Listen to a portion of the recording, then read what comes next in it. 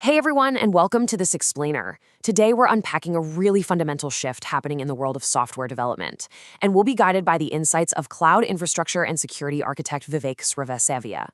Now, if you're involved in engineering, security, or managing tech teams, you already know that AI coding assistants are just completely changing the game. I mean, they write code incredibly fast, they suggest implementations instantly, and they dramatically accelerate your team's output. But here's the catch. They're also introducing a completely new kind of insidious class of risk.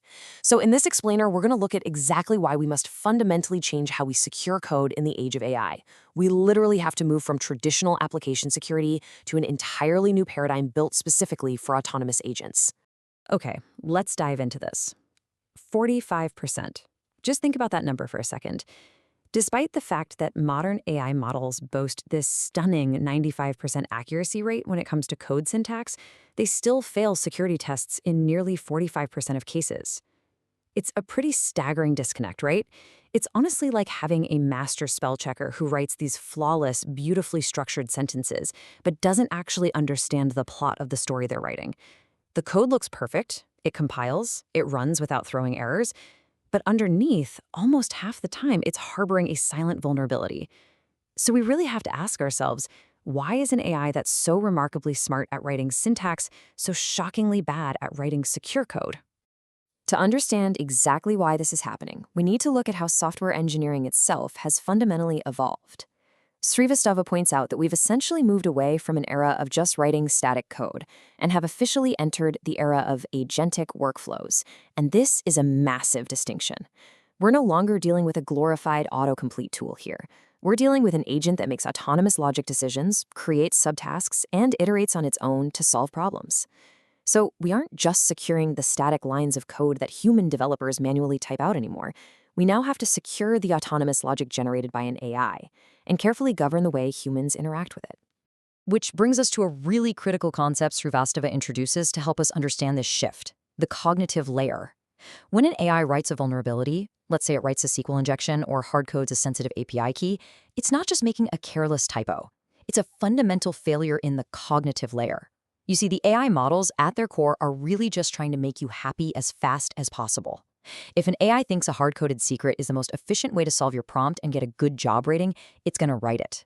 The syntax will be absolutely flawless, but the reasoning process, the actual security logic, fails completely. And this brilliantly illustrates why we are forced into a complete paradigm shift in how we approach application security.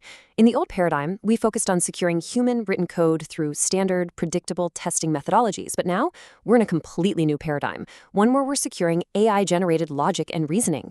Because we're dealing with agentic workflows that operate independently, securing development requires a rigorous zero-trust-for-code approach. You literally can no longer assume that just because code compiles and functions, it's safe. Every single line generated by an AI has to be treated as untrusted, potentially malicious input until it's explicitly verified by multi-layered structural guardrails. So because we're dealing with reasoning rather than just static text, our old tools are falling short. Traditionally, developers and security teams rely on an SBOM, a software bill of materials. You can think of an SBOM kind of like an ingredients list on the back of a cereal box.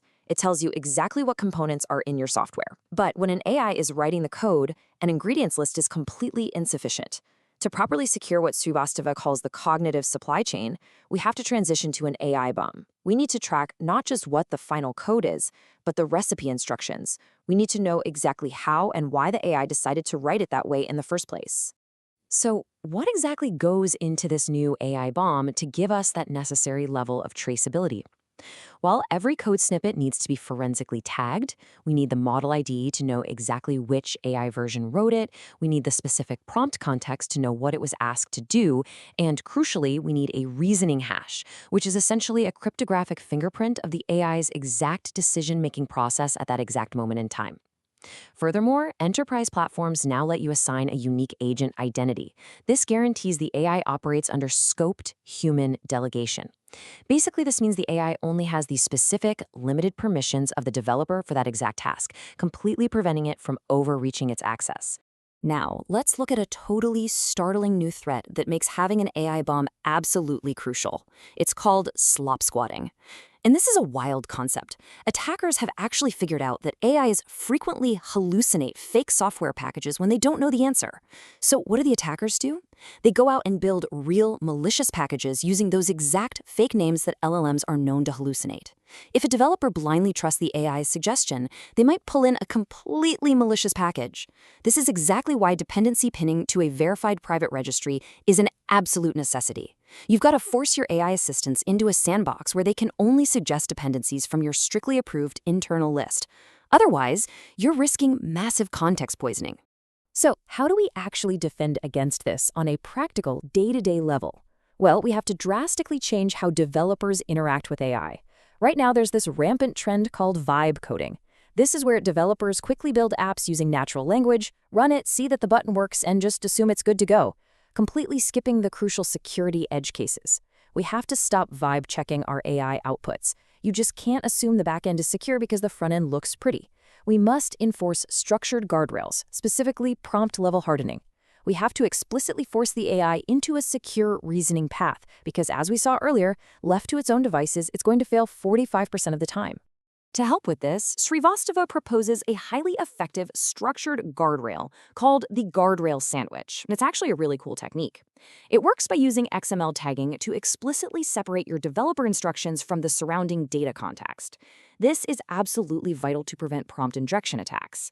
It also demands a security reasoning plan from the AI before a single line of code is actually written. And it mandates that the AI abides by gold standard security frameworks like OWASP and NIST, explicitly commanding no hallucinations.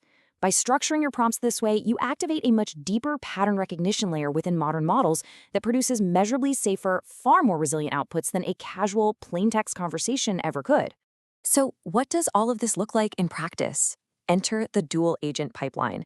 This is a true AI-native DevSecOps workflow, and it operates almost like an adversarial debate. Step 1, Agent A, the builder agent, generates the code using that guardrail sandwich prompt we just talked about. Then, Step 2, Agent B, the auditor agent, steps in acting as a ruthless red team.